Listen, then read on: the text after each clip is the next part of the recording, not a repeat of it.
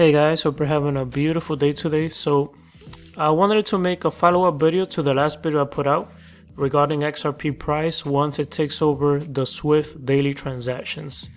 And there were many comments. A lot of people are going back and forth that my calculations are incorrect or that I missed a step. So I'm just going to respond to those comments now with the most asked questions, and that'll make it easier for everybody.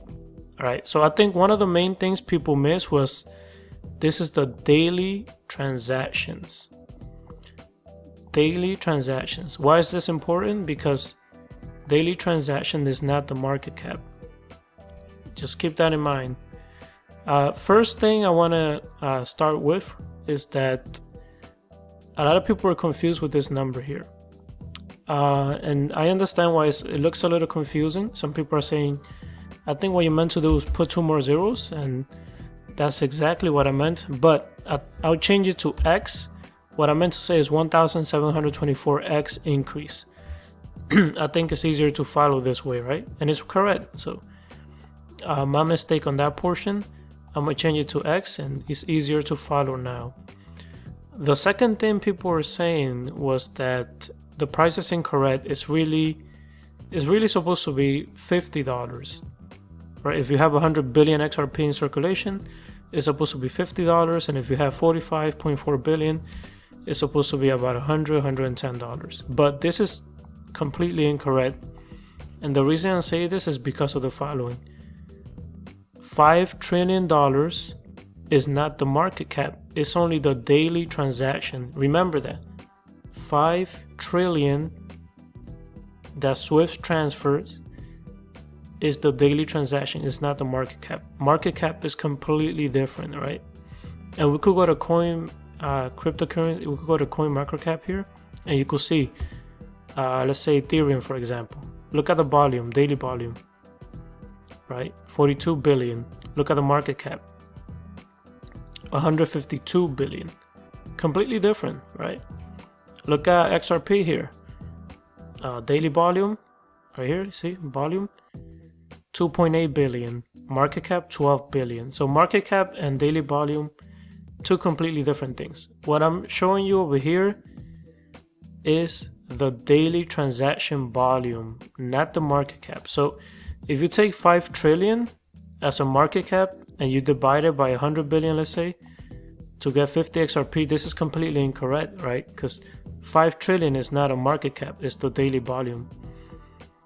Right, just think about it. If you have 45.4 billion XRP and you want to transact 5 trillions per day, the coins will have to increase to a value that will allow it to do the transactions, right? And the value is going to be at a minimum, at a very minimum, $465, as I put here in the calculations. I'm going to put an X here to make it simpler for everybody. So that was one of the things I was noticing in the comment section. So if we do this calculation here, this is totally incorrect, right? If you want to try to figure out the market cap, I'm not really sure how you will go about that. But one thing I could say is you could maybe do 5 trillion a day, and you could multiply that by how many business days are in a year. 261 business days, right? Because there are some days people don't work, so you cannot count those days, and that will come up to $1.3 quadrillion. I'm not saying that's the market cap, but yeah, this is how much goes through Swift per year, right? So if you want to do this type of calculation, don't put 5 trillion, that's not going to work. Put something like 1.3 quadrillion, divide that by 100 billion, and you might get your price. I think market cap might be way higher than this, of course. But yeah, this calculation here is incorrect. I hope that makes sense. The next question is that calculations are made with current circulating XRP. In other words, a lot of people are telling me it's incorrect because there's really 100 billion XRP in existence and not 45.4 billion. Well, at the beginning of the video, I mentioned that this is at 45.4 billion XRP available. So This price here, 27 cents, is with 45.4 billion XRP available. If Ripple dumps the 100 billion XRP, this is going to go down to maybe, God knows, 14 cents, 13 cents. So the calculations that I made is with 45.4 billion XRP. Now, yeah, you could do your own calculations with 100 billion. That's fine. But again, it's going to be easily more than $200 per XRP if you do with 100 billion. And remember what I said, Fed wire, daily volume, chips, daily volume.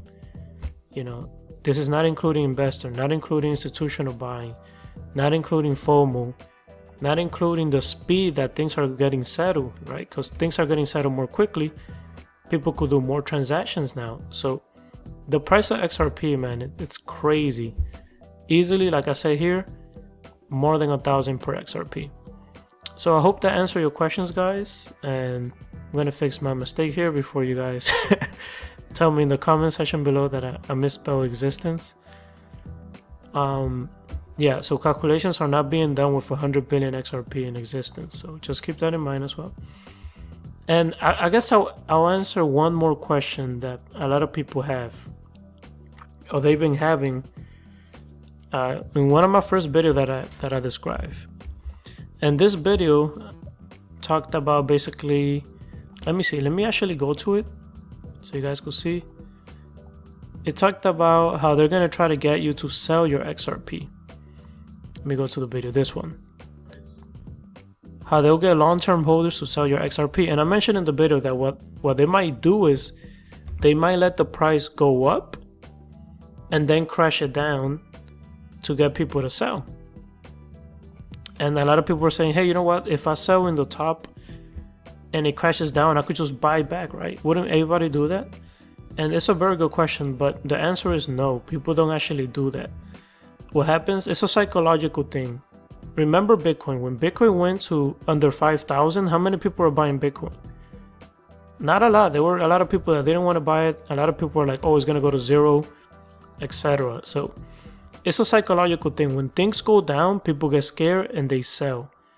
And when it's really, really down, like a really good value, like XRP is right now, 27 cents, there's a lot of people that still don't want to buy. They're like, oh, there's a lawsuit going on. I don't feel comfortable. And that's exactly what I mean. It's a psychological thing. People do not buy when things go down, generally. But if you do, if you're a great investor and you're like, hey, you know what? I'm going to sell at this price, whatever. It goes down and you buy at a lower price. That's great.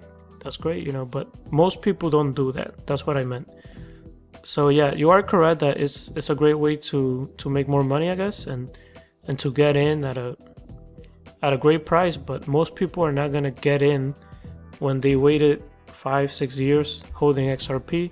They finally made a profit and it goes down again. They're like, hey, I don't want to get stuck holding XRP again. So I hope you guys like this video. If you like the content, please like, share, and subscribe, and let me know what you think about this. Let me know if you made your own calculations. Let me know how it went, and what do you think of the price of XRP is going to be once it takes over Swift's daily transactions. It's definitely going to be more than 465. This is at the very minimum. At the very minimum, it's going to be this. Easily more than 500. Easily. And 1,000? Oh man, don't even mention it. With this and this, plus investor institutions and banks, 1,000 is very, very possible. Easily. Alright, so thank you guys so much for watching. Stay safe out there, guys. Peace. You know, actually, I agree with you. I think there are too many. There are around 3,000 different digital assets that trade on a daily basis now. I think, you know, anytime there's a new market, there's a lot of people that run into that market and try to show that they can solve a problem, they can deliver a customer need. I have said publicly before that I think 99% of all crypto probably goes to zero.